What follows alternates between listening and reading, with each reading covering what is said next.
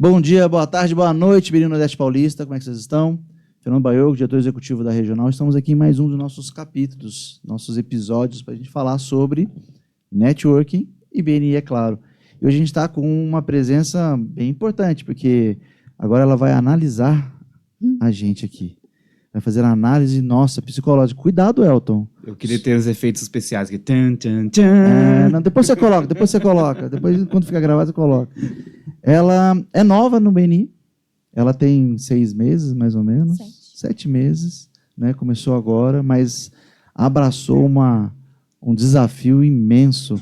Ela já aceitou ser a presidente da equipe dela, né? Então já começou com esse desafio extremamente complicado, que é liderar líderes. Psicóloga, tem o seu próprio escritório, gosta de malhar, sei, porque ela tem um crossfit também, entendeu? Mas a gente vem aqui falar exatamente sobre isso, sobre psicologia. Ela é especialista em comportamento ali com pais e filhos. Ela vai falar mais, eu não sou especialista disso, ela vai falar mais para a gente um pouquinho, mas vamos aproveitar para falar também sobre network, sobre conexão. Quem mais para falar sobre conexão entre pessoas do que uma psicóloga, né? Então, seja muito bem-vindo, Lívia. Obrigada, Baioco. Fico muito feliz com o convite, honrada. É um prazer estar aqui com você. Não, eu falei para o Neander, né, que acabou de sair daqui, né? Ele falou, não tem que agradecer. Nós que agradecemos, porque se você está aqui é porque você realmente contribui muito para a sua equipe, para o BNI como um todo, né? Mas vamos lá. Explica para a gente, qual que é a sua especialidade, qual que é a área de atuação sua da psicologia? Certo. Como eu falei para você antes da gente começar, a falar de psicologia clínica é algo muito amplo. Tem muita coisa dentro do consultório. Falo que cada paciente que chega é um universo à parte, né? Mas dentro hoje do consultório, eu trabalho a partir dos 10 anos de idade até 90. Até 90. Até 90, 100.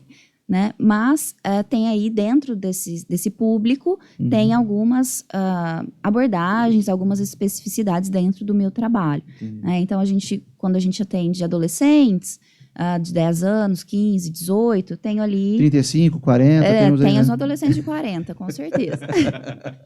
Mas as questões vão mudando, né? Então, por exemplo, orientação profissional com o pessoalzinho que está no ensino médio, eu faço esse trabalho. Né? A clínica para adultos, a gente já recebe um tipo de demanda diferente. Então, casos de ansiedade, depressão, estresse, burnout, tantos outros que normalmente são queixas comuns na fase adulta. Né? E um público mais específico ainda que eu trabalho no consultório hoje, que são gestantes e mães. Gestantes e mães. Isso, dentro da psicologia clínica, tem uma área específica que é a psicologia perinatal, que é uma área que, assim, eu tenho trabalhado já há uns 5 anos, mais ou menos, me aprofundado, e é uma área bem específica dentro da psicologia clínica. Diferente. Quais são os problemas, que uma gestante, uma mãe recente tem nessa parte da psicologia, né? Vamos começar falando de mulher, né? Tá. Ser mulher já é um fator de risco para adoecimento mental. As mulheres, estatisticamente, adoecem muito mais do que os homens. Então, depois a gente fala que vocês são loucos, vocês ficam bravos, é mentira. Mas por quê? Né? Por quê? É porque nós somos mulheres, né? O cromossomo X aí é o culpado? Não. Existe uma questão cultural, uma questão de gênero, que coloca as mulheres nesse fator de risco. Elas estão mais expostas a riscos psicológicos. Isso. Muito mais propensas e muito mais vulneráveis a desenvolver desordens por conta dessa questão, dessa conjuntura toda, né, que a gente vivencia. E no caso das gestantes e das puérperas, né, que são as mães no pós-parto, elas estão mais suscetíveis ainda. Então, a mulher já tem mais tendência, né? E quando a mulher está nesse período da gestação e pós-parto, ela tem 10 vezes mais chance de adoecer. Sobretudo, se ela tem um histórico anterior de alguma desordem emocional. Os próprios hormônios bagunçam todos, né? E as próprias transformações psíquicas que essa mulher vai passar por conta da gestação e no pós-parto. Que também são mudanças culturais, sociais, de identidade que essa mulher né, vai atravessar. Ela sai de uma mulher para uma mãe, né? Sim, E isso é uma transformação gritante, né? gigante. O corpo também, toda a transformação no corpo. E hoje existe uma pressão muito grande com a questão do corpo também, da beleza. Uhum. E isso impacta muito, né? Sim. Essa é uma das questões que nos tornam vulneráveis, né? Muito entendi. mais do que os homens. Entendi. Então, na gestação e no pós-parto, tudo isso fica potencializado. Uhum. Por isso, esse cuidado específico para a mulher nesta fase da vida. Você ajuda até mesmo ali para evitar depressão pós-parto, né? Isso, exatamente. Então, hoje nós temos já estudos científicos que comprovam que a gente pode, inclusive, prevenir a depressão pós-parto se a gente consegue fazer o que a gente chama de pré-natal psicológico, que é uma preparação mesmo dessa mulher na gestação.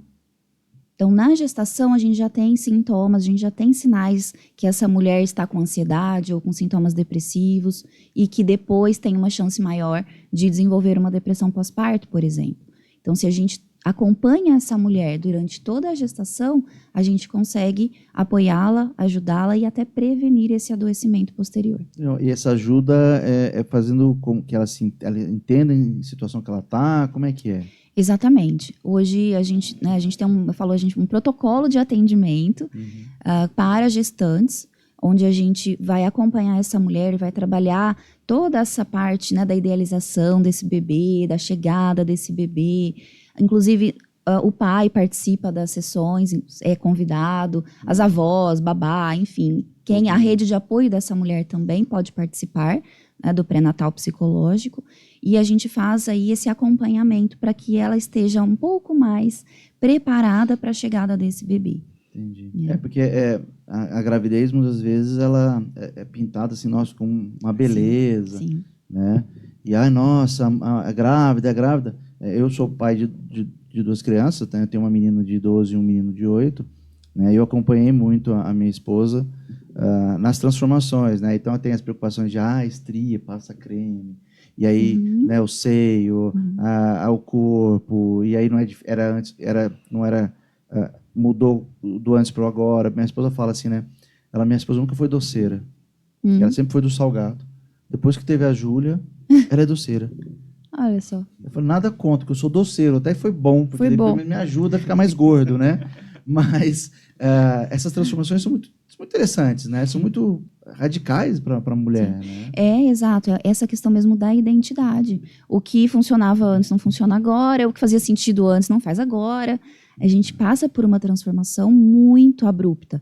9 meses é muito pouco tempo de preparação, na verdade.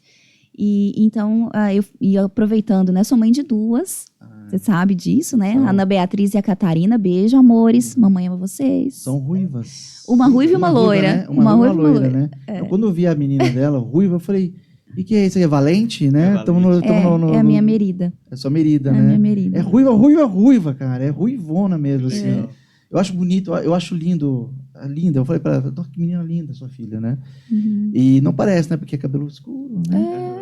Não tem. É do pai, né? A barba do pai, no máximo. A genética ali, então, só Deus pra explicar. Tá vendo? Tá vendo? É isso. Então, e você, quando você teve as suas 2 meninas, também passou por essas transformações? Sim, né? Exato. E foi isso que me chamou para essa área específica. Né? A Ana Beatriz já vai fazer 12. Então, muito da minha mudança também profissional tem a ver com a minha maternidade. Eu passei pelo Blue pós-parto, que 85% das mulheres passam, que é o Blue puerperal ou Baby Blues, que muita gente fala. Não sei, eu não conheço. Como se fosse vamos falar, um episódio depressivo, mas não é, porque é uma questão hormonal, fisiológica, que 85% das mulheres vai passar após a gestação. E ela acontece ali, né, o pico é no 5º dia, no pós-parto, até 15 dias. Então, seria um período de tristeza, de oscilação de humor, né, de labilidade emocional que a gente fala. E tá com tudo transformado. Você acabou de ter o neném, aquela dinâmica totalmente diferente. Privação de sono, aquela loucura. Olha, vou dar minha experiência, assim. Me falaram de tudo. Mas eu acho que desses 12 anos de pai, e a Júlia eu tive mais participação do que o Arthur, por questões profissionais, né? E também porque o Arthur não me aceitava. Meu menino não deixava eu pegar no colo de jeito nenhum. Bebê. Não conseguia, a Júlia...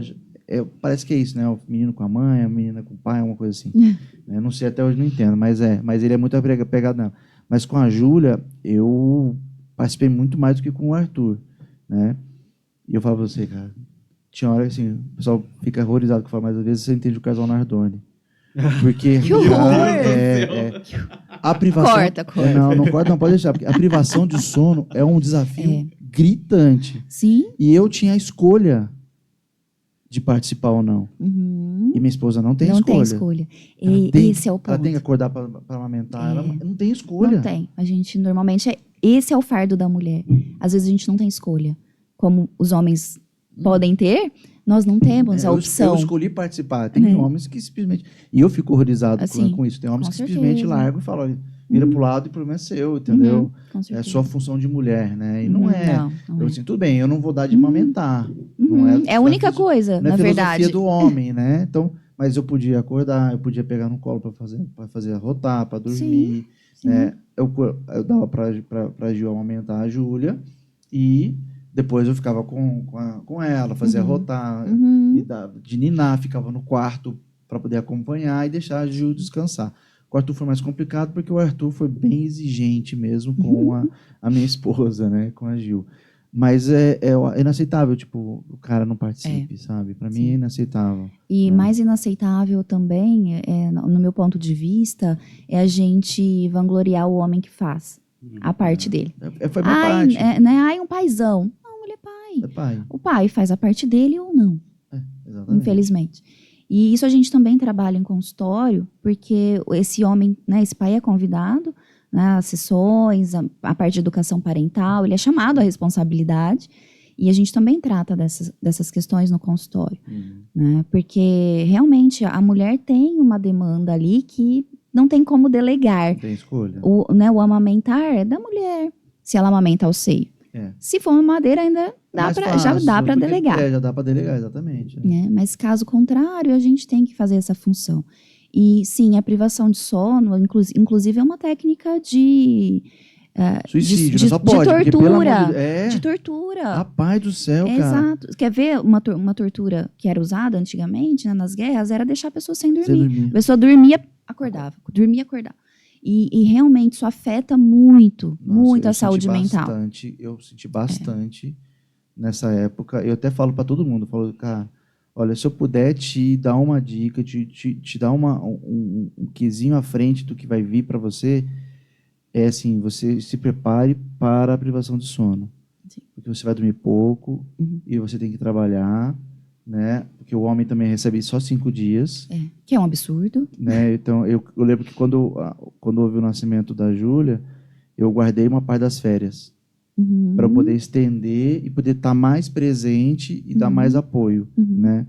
Mas quando veio o Arthur, eu não tinha mais férias, eu já era empresário, né? E aí tinha muitas coisas que eu não tinha escolha, né? Eu tinha que fazer, tinha que ir. Então, eu até falo para ela, eu dei menos suporte que eu podia dar, né?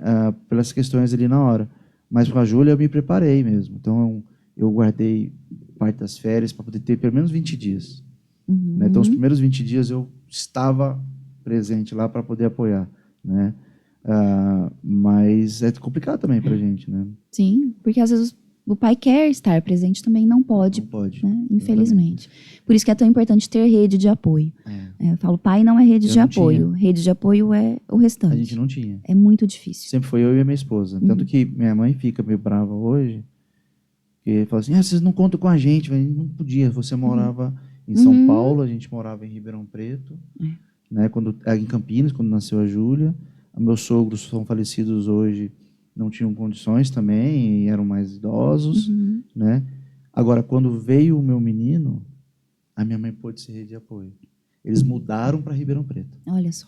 Eu já morava em Ribeirão Preto, eles mudaram próximo, moravam na quadra atrás, a gente falou que eles moravam no Minion, eles estavam construindo uma casa em Pirassununga, eles vieram para Ribeirão Preto, e aí minha mãe vinha buscar o Arthur, a Júlia já estava na escolinha, o Arthur não.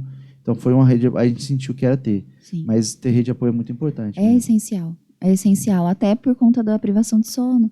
Então, poder contar com alguém para dormir, mesmo que não seja de madrugada, mas durante o dia eu poder ali tirar um cochilo.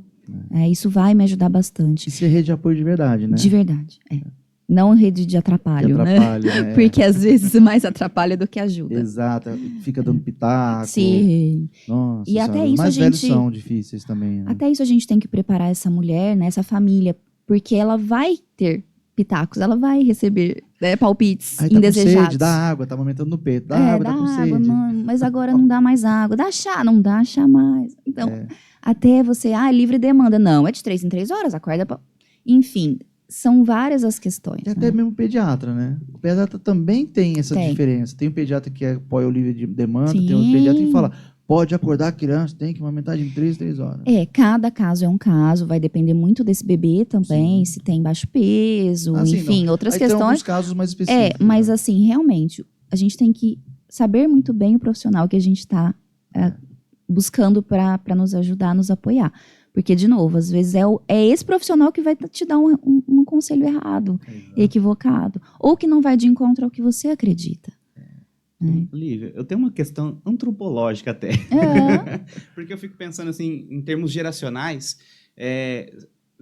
vê-se ou nota-se que gerações passadas, talvez, não vou nem entrar no termo resiliência, porque eu acredito que hoje eles são muito quebrados por ter passado assim, mas as famílias anteriormente tinham 6, 7, 8 filhos, hoje a gente tem 1, 2 filhos no máximo quando tem, e aí me parece, e obviamente é uma visão leiga sobre o assunto, de que parece que hoje é mais trabalhoso do que para os antigos. Como você enxerga isso? Mais caro.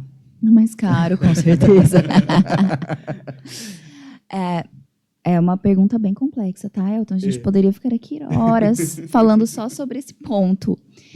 Mas o que acontece? Antigamente, o mundo era diferente. A gente está aqui falando de BNI, justamente uma mudança no mundo dos negócios, então, que é muito recente.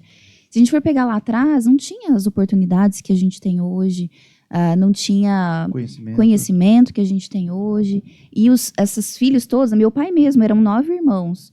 Né? Esses filhos todos se criavam ali, juntos, um cuidava do outro, tinha o mais velho que ajudava a cuidar do mais novo, e assim as coisas iam caminhando. E a questão da rede de apoio também, porque antigamente as famílias eram muito mais próximas. Ficava todo mundo ali, muito junto, né? O tio, a avó, casa cheia, não é? Morava todo mundo ali. Minha família de Pirassununga, uma quadra era deles. Ele tinha ali a bisavó, os tios, tudo na mesma rua. Sim, isso faz diferença, isso também molda toda essa questão, né, educacional e de como a gente vai conduzir a criação dos filhos. Então, isso também mudou muito, então a gente tem que se adaptar. E o que aconteceu é que nós, na nossa geração, a gente teve uma educação ainda muito, muito autoritária, né, de muitas regras, né, eu mando, você obedece, manda quem pode, obedece quem tem juízo, né, dessa época, a gente veio dessa educação, e a gente traz feridas, a gente traz marcas desse modelo educativo que a gente recebeu, e aí o que aconteceu? A gente tentou ir para o extremo oposto. Regra nenhuma, vamos ser amigos dos filhos, né? Vamos, né? Sem trauma nenhum, né? Sem traumas. E, na verdade, não tem como ser sem traumas. E, de uma forma ou de outra, a gente está educando. E aí, esse panorama atual, a gente está enxergando o quê? A gente começa a perceber as consequências. Eu tive consequências daquele modo de educação autoritário, mas eu também tenho consequências desse modo que é superprotetor, que é permissivo. E agora? O que eu faço? Que caminho eu vou tomar? E assim gerações se formam. Formam. Mas esse é o questionamento atual e é de onde vem a educação positiva, que aí é uma outra abordagem, uma outra área do meu trabalho, né, que eu aproveito já para o gancho. Legal. Por quê? Porque seria o caminho do meio. Então, como é que eu vou educar com limites, com autoridade, mas também olhando para essa criança, olhando para o que é importante para o meu filho.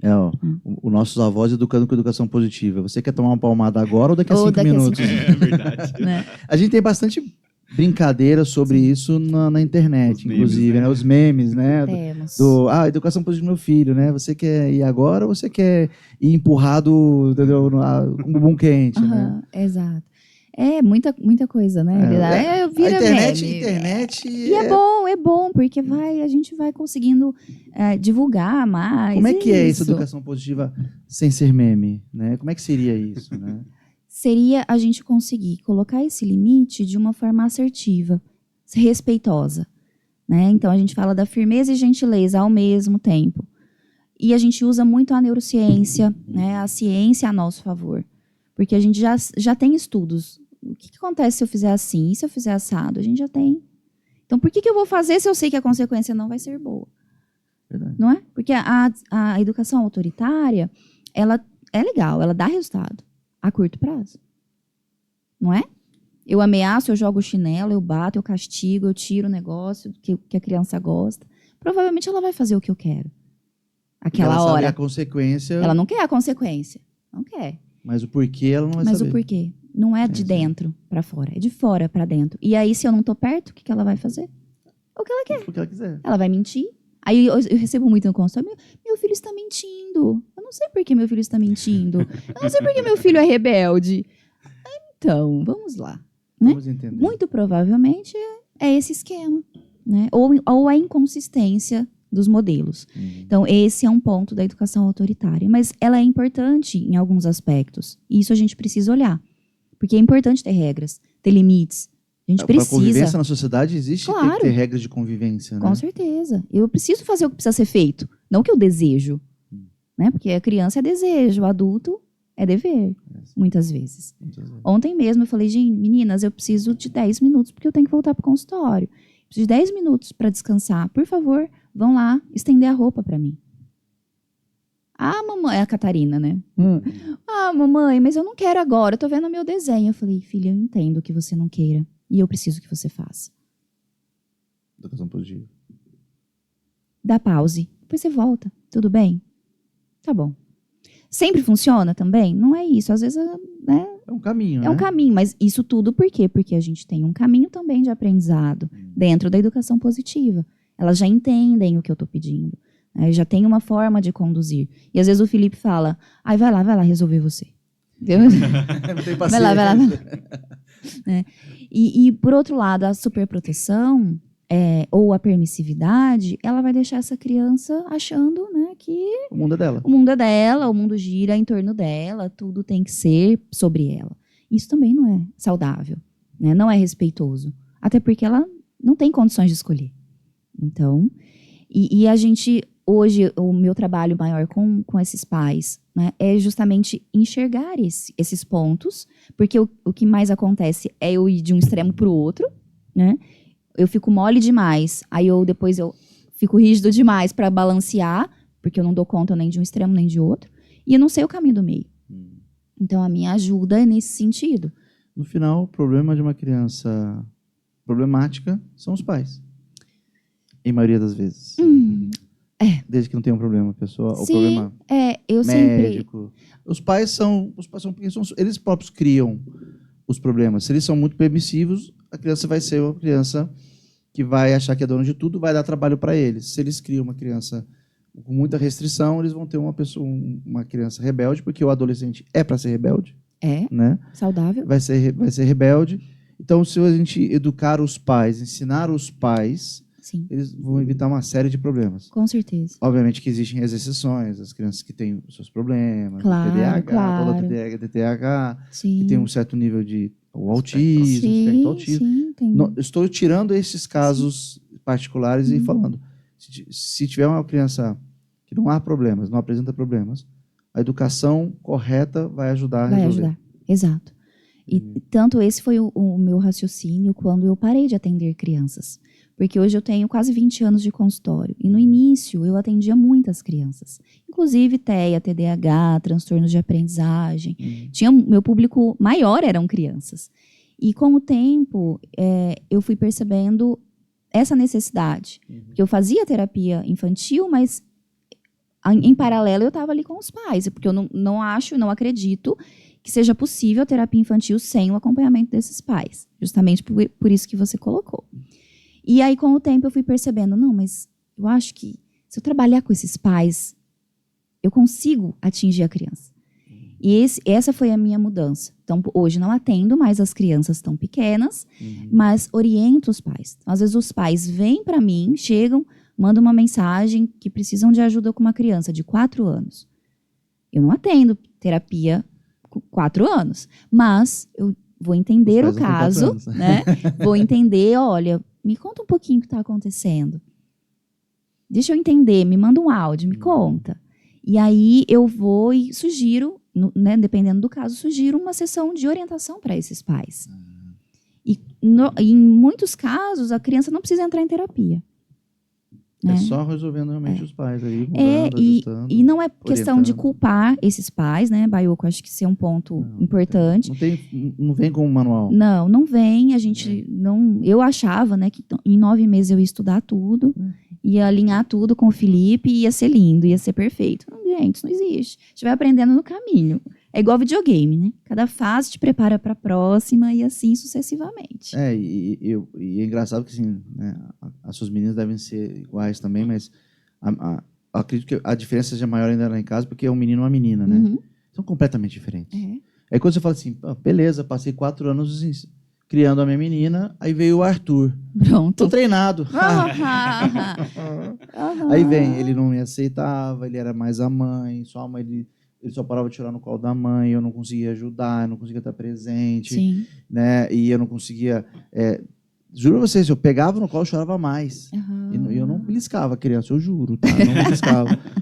E assim, eu falava, mas tudo que eu passei com a Júlia não serve com o Arthur. Completo. E até hoje é assim, a forma com a Júlia não é a forma com o Arthur. Exato. A Júlia é quietinha, carinhosa, ela vem. Ela já fazendo daquele jeitinho, ela já tá com 12 anos. Papai, queridinho, amorzinho da minha vida, vem cá, dá um abraço, deixa eu te pedir um negócio. Papai, me leva não sei aonde. O Arthur tá com 8 anos, é um bruto. Ele é barulhento, ele responde com energia, né? Ela não. Quando ela fica chata, ela chora. Ele não, ele afronta. Né? Ele tem energia, ele faz karatê, aí uma hora tá lá fazendo kaiá, isso aqui, karatê, tudo tal.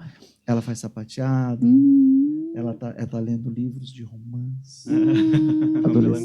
Criança, adolescente, melancólica, sabe? Sim, já começa essa fase. São assim, ó, um do outro, mas completamente diferentes. Como é que você treina para usar o outro? Você não treina. Sim, você vai ter ali. Por isso que é tão importante, né, a gente trabalhar a base. Os pais. Né? Os pais. E assim, o autoconhecimento desses pais. A base, porque cada filho é de um jeito. Dei uma palestra recentemente lá no Inner e eu levei várias flores. Um cacto, uma violeta, e uma, como é que chama? Calanchuí. Enfim, o William levou para eu apresentar. Então, flores. O nosso florista. Então, 3 flores diferentes. Cada filho é assim. Cada filho é um tipo de flor. Então, se eu puser muita água no cacto, vai morrer. Mas a outra precisa de mais água. E assim, sucessivamente. Então, eu preciso também flexibilizar o que eu sei, as estratégias, os recursos, para cada filho, o que cada filho precisa. E eu sempre falo para os pais o seguinte, não é... os pais sempre falam, sobretudo as mães, a culpa é minha. Olha, vamos trocar a palavrinha? Troca culpa por responsabilidade. Porque nem tudo é culpa dos pais. Porque a criança já traz a bagagem dela, tem as questões dela, que são intrínsecas e não dependem. Exato, não dependem dos pais. Mas a responsabilidade é sua. Então, o que você vai fazer sobre isso? Né? Então, é trazer os pais para a responsabilidade. E essa geração, essa é a mudança maior, né? Eu tô olhando e falo, ok, a responsabilidade é minha, eu não quero nem 8 nem 80, preciso aprender um outro jeito. É onde entra a educação positiva. Legal.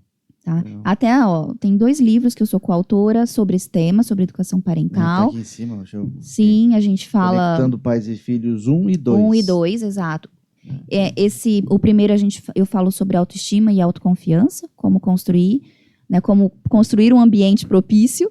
E no segundo é mais sobre ferramentas mesmo, e eu trago sobre por que não usar o cantinho do pensamento. Por que não de usar? É por que usar ou por que não realmente usar? Porque não usar, não podemos usar. Quadro de recompensas não devemos usar. São recursos que... Sim, tu pode usar? Né? Não, perguntei. Um amigo meu perguntou. Um amigo me perguntou. Vê aqui no Ele zap já aqui. usou? Então, a gente tem outros recursos hoje. E a gente já sabe a consequência, o efeito desses recursos antigos de educação. Super né? Super Nani está ultrapassada. Totalmente, Está total. ultrapassada. Graças a Deus. Graças a Deus. Porque muita coisa mudou, né, de lá para cá. E hoje a gente sabe o que funciona dentro da neurociência. Então a gente precisa entender essa criança, entender a fase de desenvolvimento que ela está, o que funciona de fato, entender o temperamento. Então a gente consegue ajustar as estratégias e os recursos para aquela criança, para aquela família. Rapaz do céu. Elton, você falou que você não deseja ter filhos. Eu acho que é uma boa ideia. É muita responsabilidade, verdadeiramente, viu? Muita coisa. Sim. Eu não me arrependo de ter vocês, tá, Júlia e Arthur?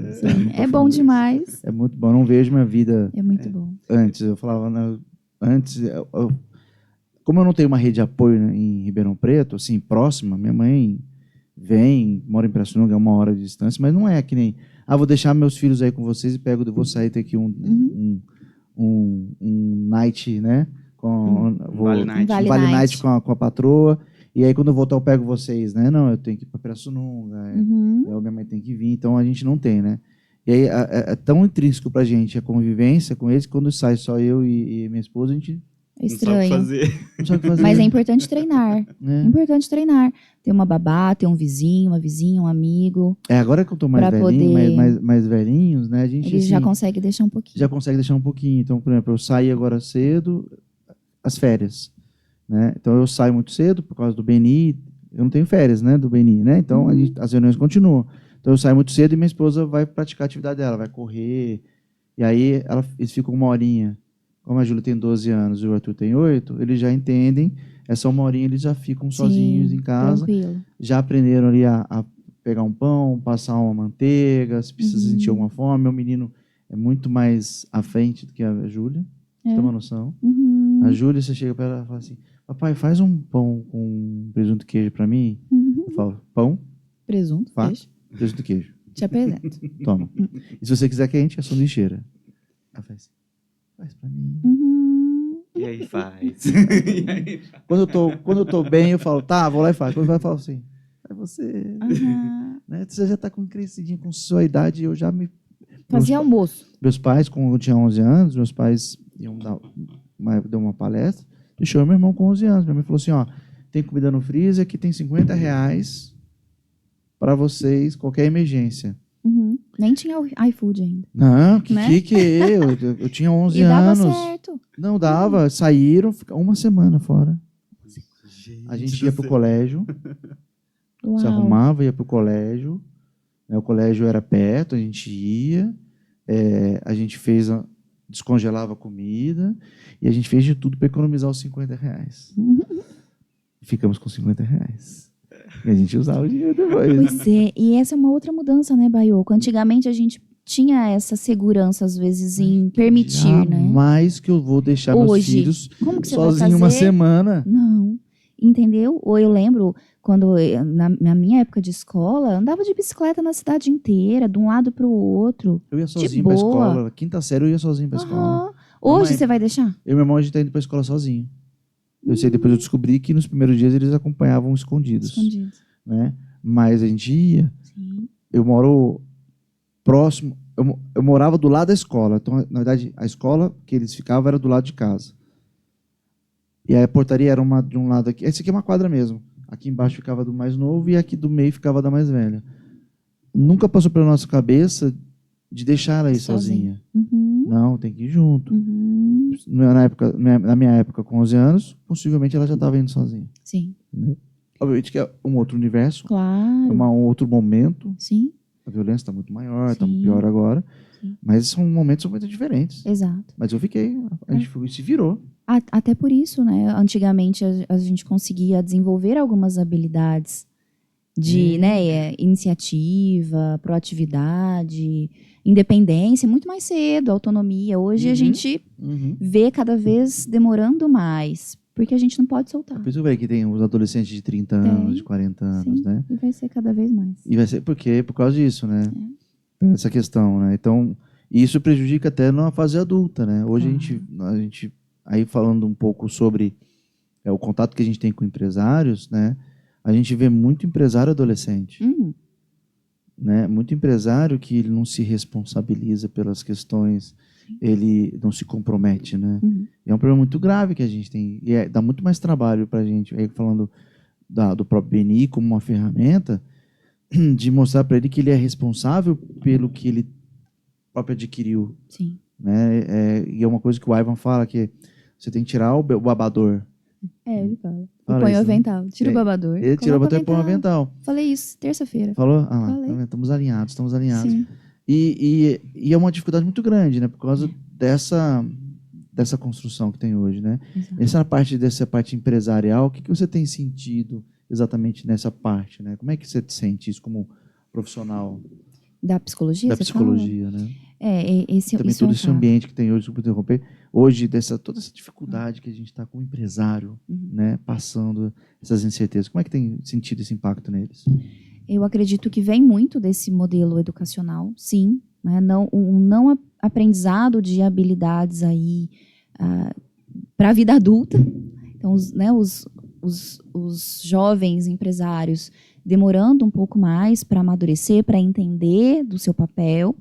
A gente vê isso dentro do BNI, sim. São pouco resilientes até. Sim, pouco resilientes. A gente não tem que cobrar de um jeito diferente, mas são mudanças geracionais mesmo, né? Então a gente tem que se adaptar, porque a gente está com gerações diferentes no mesmo grupo.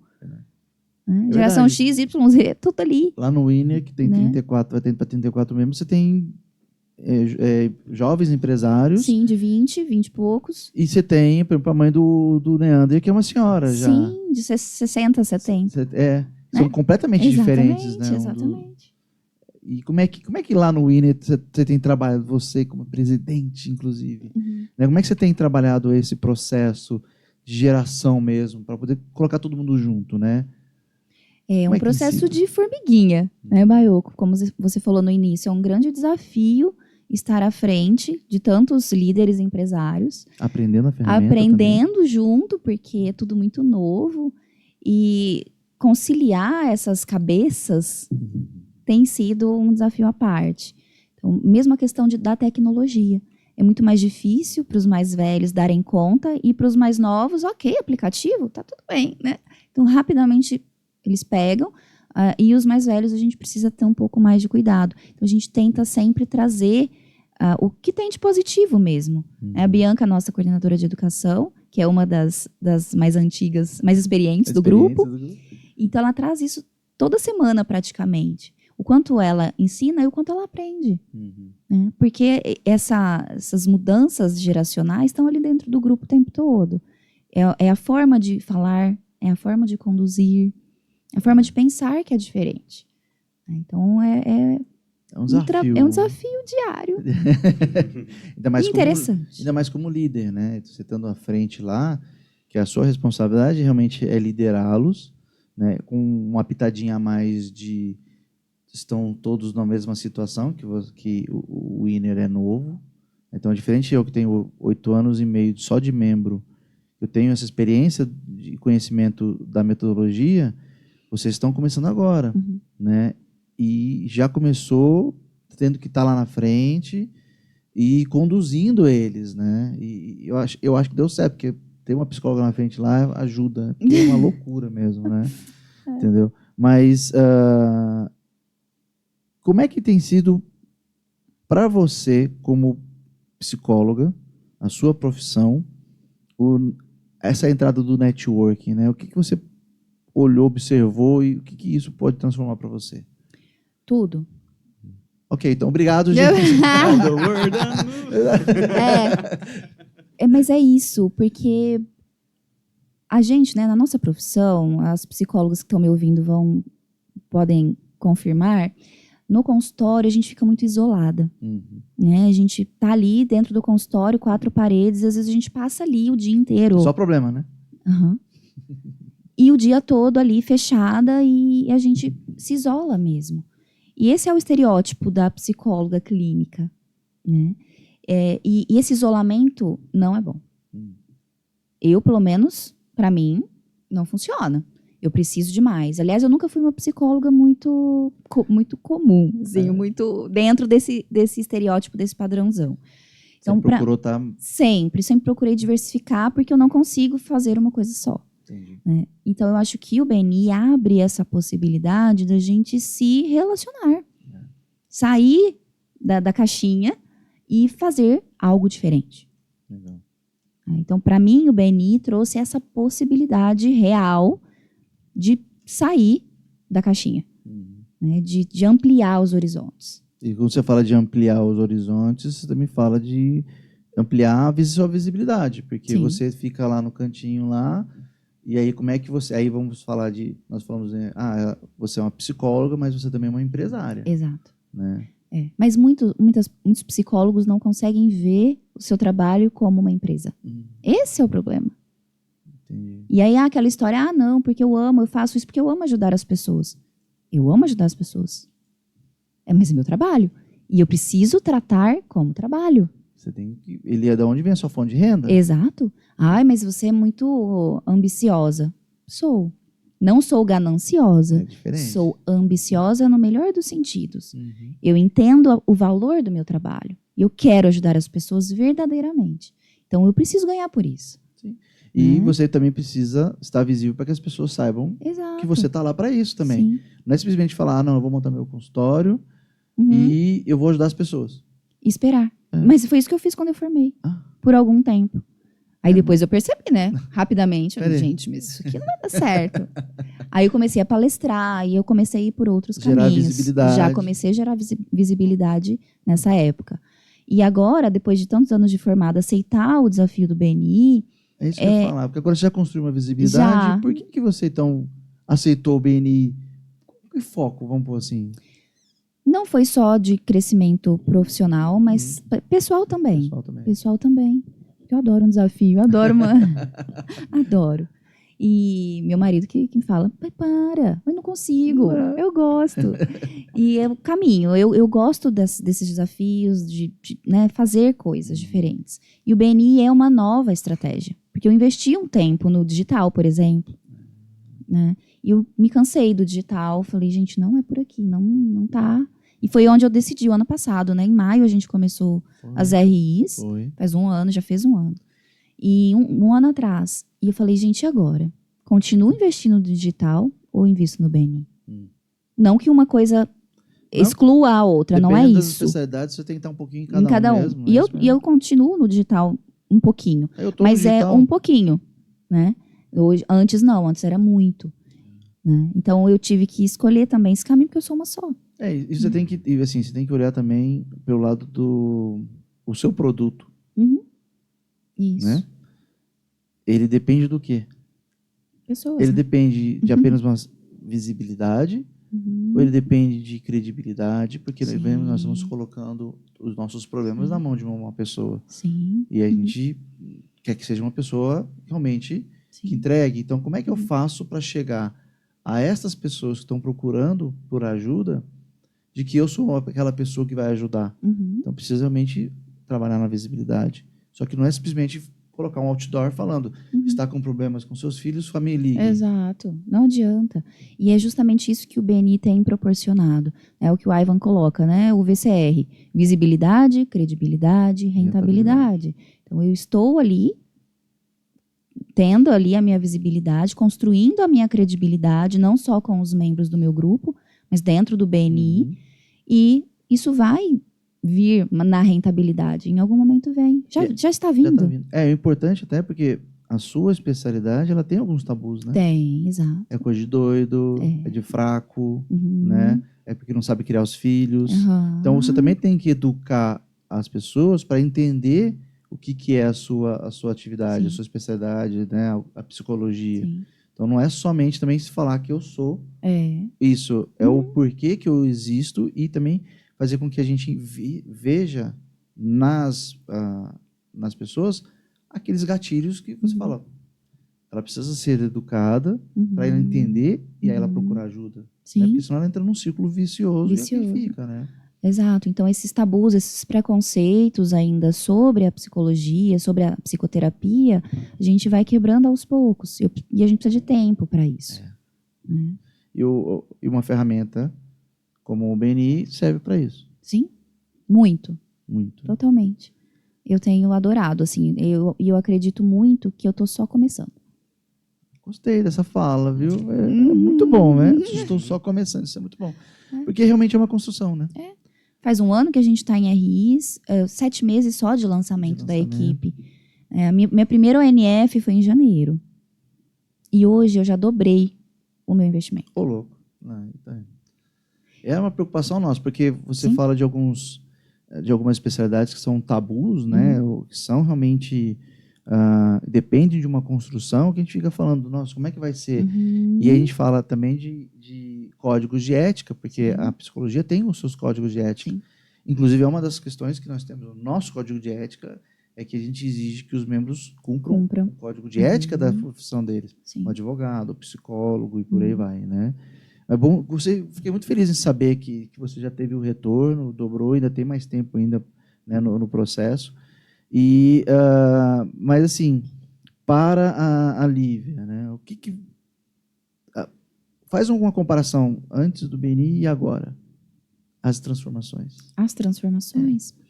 Não todas, pode ser algumas. Bom, 20 mil. Alguns cabelos brancos a mais. Mas isso faz parte da liderança. Faz parte da liderança, né? Liderar líderes e liderar empresários não é fácil, né? Mas acho que principalmente essa visão do meu trabalho como uma empresa, né? Do consultório como a minha empresa, o meu negócio, sabe? Eu acho que antes eu já tinha um pouco dessa noção, já era mas um pouco à frente do normal, né? Mas dentro do BNI a gente tem uma outra visão, uma visão muito mais concreta do que é um negócio, né? Do que eu preciso para conduzir o meu negócio. Então hoje eu sou muito mais empresária do que eu era antes. Né? E fora pessoalmente. Eu acho que pessoalmente aí os ganhos são, né, são imensuráveis, né? Sabe? Porque não... mas Lívia, você sempre palestrou, sempre falou em público, nunca teve problema com isso. Não, mas é diferente. Uma coisa é você fazer uma palestra sobre a sua especialidade. Sim. E a outra é você ensinar para os membros, mas também desenvolver essa parte empresarial. Exato. São perfis e são habilidades totalmente diferentes. Totalmente. Então, poder desenvolver isso tudo, né, nesses 7 meses aí mais à frente, tem sido muito grandioso, assim. Tem sido enriquecedor, sim. Você, acho que é a segunda membro da equipe. A primeira é a Aninha. A primeira é a Aninha, que é a diretora. A nossa DC. Que é a que trouxe a ideia, né? E aí você, depois da primeira RI, foi você e a Sabrina que entraram, né? E o Tutu, o Antônio. Não, você e o Tutu, depois veio a Sabrina. O Antônio depois. Isso, o Antônio. O Tutu é o Antônio, advogado. Olha o jeito que a gente chama de advogado previdenciário, você viu? Ai, gente, o hábito. Mas é que é família, tá? Família. São tudo primo. Tu verava tudo primo lá, entendeu? A Aninha é prima da Lívia, que é prima do Antônio, tá? Então, isso aí no consultório é um caso à parte. É um caso à parte, né? Então você veio uma das primeiras, né? Então você passou por todo esse processo do lançamento da equipe, né? Que aí não é fácil, né? Quantas vezes eu fui lá conversar, eu acompanhei, tive o prazer de ser o responsável pelo lançamento. Era quinzenal, depois a gente passou para semanal, né? E era engraçado, Elton, eu chegava e falava assim, a gente vai passar agora para semanal. Aí os membros, não, mas semanal, isso não vai dar certo. Eu falei, vamos fazer. Agora a gente vai pedir uma ajuda ali para os convidados, para a gente poder pagar o café. Não, isso não vai dar certo. Eu falei, vai comigo. Toda vez eu propunha, eles estavam ansiosos, né? E você tem só 7 meses de equipe ativa. Vamos descartar a RIP, que é um outro momento, né? São só 7 meses de equipe ativa e você já é uma Gold Club. Sim. E aí eu falo de experiência própria, que eu demorei para ser um Gold Club, né? Quando eu era membro, depois abriu a porteira e foi embora, né? Você tem 6 patrocinados, né? 6 afiliados na equipe, Como é que foi isso para você? Como é que foi você conseguir isso em 7 meses? O que você fez? Porque tem membro que até hoje não conseguiu. Eu acho que quando faz sentido pra gente, a gente consegue fazer sentido pro outro. E eu falo assim, para as pessoas que eu convidei, quando a gente está tendo resultado com algo, a gente está vendo que algo é bom, que algo dá certo, eu quero chamar pessoas para estar junto. E quero pessoas próximas, eu quero pessoas que eu gosto, pessoas que eu confio junto comigo. Para também terem resultados positivos. Exatamente. Então, tipo, eu sei que é bom, vem comigo. E aí você consegue chamar mais facilmente, essa pessoa entende o potencial. E aí a coisa flui. Aí foi, aconteceu. Aham. 7 meses, menos 7 meses na verdade, porque 7 meses é agora, você trouxe ali 6 e a partir de 6 você entra para esse hall de membros que se destacaram, né? E parece que para você foi normal, foi tranquilo. Foi. Foi sim. Tá vendo, Elton? Tá? É tranquilo. É simples. Temos que trabalhar. Mas isso se chama credibilidade. Sim. Né? Então, você acredita que não seja uma pessoa que é considerada uma pessoa que não... Basicamente, assim, se ela está lá, tem alguma coisa diferente. Vale a pena. Né? Então, quando você tem essa credibilidade, a sua rede de contatos, ela vem junto com você. Né? Então, até eu falo assim muitas vezes para o membro, né? Eu falo, observa a sua rede de contato. Né? Mas observa como é que você está sendo visível para essa rede de contatos. Né? Porque acontece muito de você convidar um empresário, esse empresário até ir e não entrar. Aí ele é convidado para um outro empresário. Sim. Esse cara ali não só volta na reunião, como ele já quer se afiliar. E aí o cara fala, mas o que foi o diferencial? Eu falei, talvez a credibilidade. Este empresário tem mais relacionamento e construiu uma credibilidade muito mais forte do que você. Não é que você não é uma pessoa que tem credibilidade, mas você ainda não construiu com aquela pessoa a credibilidade necessária para aquela pessoa confiar. Né? E aí é um trabalho de construção, é o que a ferramenta do BNI faz, né? Ensinar você a fazer isso. Porque muita gente não sabe fazer. Ele vai lá, ele abre uma empresa, monta lá uma portinha ou um consultório, e aí ele fala, estou no melhor prédio da cidade, estou na melhor avenida da cidade, eu tenho visibilidade. E por eu estar aqui, e porque eu sou um cara bom, eu tenho credibilidade. Mas ninguém sabe disso. A Aninha falou, né? Que o pai dela fala, né? Sim. Não adianta você ser uma pérola dentro de uma concha dentro do mar. Né? Então, a ferramenta ensina realmente a gente a mostrar. Sim. E aí, para eu poder fazer isso, eu tenho que entregar. Com certeza. Né? Como é que você vê isso para você? Essa questão da visibilidade, da construção da credibilidade. Você falou, eu montei o consultório e esperei. E agora? Como é que você enxerga isso? Agora eu entendo que eu tenho que fazer. Né? Preciso fazer coisas para conseguir chegar onde eu quero. Né? Executar. Eu preciso colocar em prática. Eu preciso me mostrar. Eu preciso, como você falou, educar sobre psicologia, mostrar a importância do meu trabalho. Não ter vergonha de falar. Não ter vergonha. Né? É engraçado que na faculdade eles não ensinam isso, né? Nem a precificar eles ensinam. Dentro da psicologia, né? Imagina. E já dentro da faculdade, na verdade, eu comecei o meu trabalho com RH, né? Então, eu fiz uma formação... Caminho normal de psicólogos, né? Vai para RH, já viu isso? E aí, já tinha esse tino aí, um pouco mais para esse mundo empresarial. Então, até a precificação, eu discutia com os colegas. Não, mas não sei o que, tem que ser tal valor. Mas não, a gente joga para cima para depois negociar. Né? Então, aí todo mundo... né? Gente, é isso, né? É o seu tempo, sua hora, a sua expertise, seu conhecimento, a sua dedicação. Então, você tem que saber fazer isso. Tem que né? saber. E aí, junto com novos empresários, você vai aprendendo isso também. Você vai desenvolvendo isso. Com certeza. Né? Eu não lembro se na sua equipe tem um assessor empresarial, um consultor empresarial. Não tem, ainda não tem, né? Não.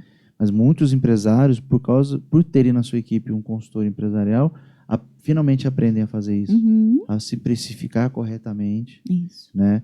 A valorar corretamente o processo, e aí é o grande benefício que eles têm, né? Uhum. Só de aprender a fazer isso, por terem um especialista próximo, Uhum. transforma a vida deles e o processo deles, né? Sim.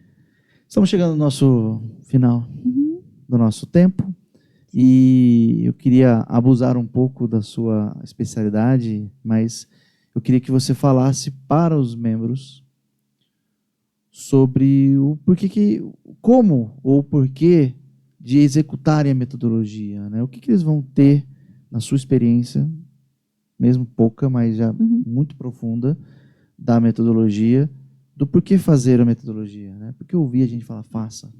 O que eles vão obter de resultado na sua experiência? Já ouviu falar da parábola do bambu chinês? Não. Não. É assim. Você planta o bambu, né? Ele fica ali 4 anos, você fala assim, morreu. Não tem nada ali. Mas ele Não deu certo. não deu certo. Na verdade, ele está criando raízes. Então, ele está aprofundando as raízes no solo e daí, em meses, ele cresce de uma vez. Né? E eu vejo a metodologia mais ou menos assim. A gente precisa estudar, a gente precisa se aprofundar, a gente precisa executar, mesmo que o resultado não seja aparente agora. Você está ali, você está plantando, né? Você está cultivando, está ali, está aprofundando. Está enraizando. Está enraizando. Na hora certa, vai crescer, vai dar resultado. Então, eu diria para os membros, né, da minha equipe, das demais também, ouça o seu coordenador de performance, o seu coordenador de mentoria, escute, busque ajuda. Ouço descer. Ouça o DC. Você está lá para isso. Exatamente. Né? Procura o trio, conversa, sabe? Tá difícil? Procura ajuda. A gente está ali para ajudar. Vai estudar, tem Estude. livro, tem a universidade online. Exato, mas são adultos, né? Eu falo, vocês são adultos, então tira o babador, bota o avental, vai trabalhar, vai estudar, executa a metodologia, né? Basta não inventar. Então vamos trabalhar na metodologia Tá lá, né? que vai dar tudo certo. E para aquele empresário que foi convidado, está pensando em ir, mas não foi, ou foi, conheceu e está meio assim. Meio receoso. Meio receoso, o que você fala para ele? Eu falo que se verdadeiramente ele quer crescer, né, quer expandir o seu negócio, não é aquele empresário que assim, não, tá bom do jeito que tá. Não, isso não serve. A gente quer aquele que quer crescer. Você quer crescer? Eu sei, pode parecer algo, né, estranho no começo. Confia. Se arrisque. Para ter resultado, você tem que arriscar. Não tem resultado sem risco. Sim. É um risco levantar da cama, né, Baiocco, todo dia. Todo dia. Então, para a gente viver, para a gente crescer, a gente precisa assumir o risco. Sim. E aí, se tiver medo, vai com medo mesmo. Que vai dar certo depois. Vai com medo, confia no processo. Perfeito. Lívia, obrigado pela sua presença. Obrigado pelo tempo que você dedicou. Você saiu lá de Ituverava para vir aqui para Franca, né, para falar um pouquinho para a gente. Obrigado pela sua dedicação que você teve até agora lá na equipe, né, porque é um desafio muito grande, uma equipe nova. Você também é nova no BNI, também está aprendendo, já tem que liderar. Então, essa disposição que você teve de estar à frente, falar, não, deixa que a gente faz acontecer, é muito importante para os empresários que estão lá com você. Isso é um reconhecimento.